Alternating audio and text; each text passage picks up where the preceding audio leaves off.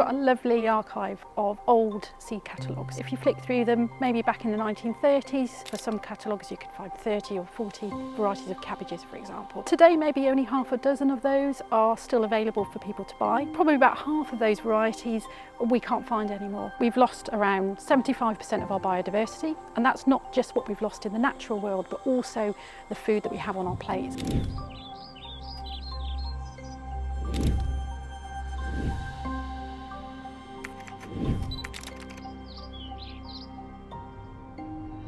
Actually, what it comes down to is if we keep reducing the tools we have in our box for seed production and food production, then we're putting ourselves in a really vulnerable position. Because if crops no longer grow in certain climate conditions, or we depend on huge amounts of resources to be successful in producing our food, then we are going to risk our food production. Our experience here, particularly on a hot day like this, is that many of our crops are responding differently to different conditions. So some of our runner beans are doing really fine in these hot temperatures, others are really not doing so well. What's really important is preserving all of these crops for their various features, because we want to ensure that they still remain on our plates in the future.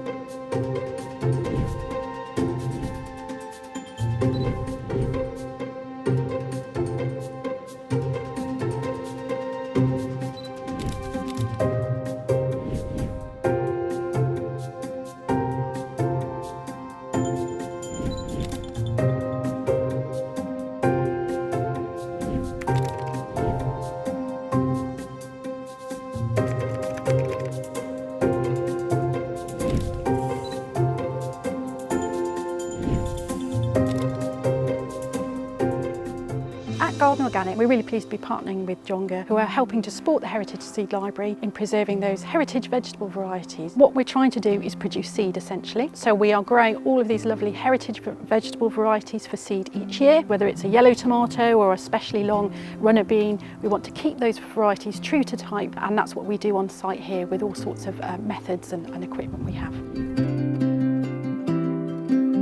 We believe that everybody can grow their own seed. Putting the seed back in our hands is a really powerful thing to do, and here part of our charity aims is to give people the tools, the equipment, the knowledge to grow using organic methods and produce a more sustainable world, which they can do from their own back gardens across the country.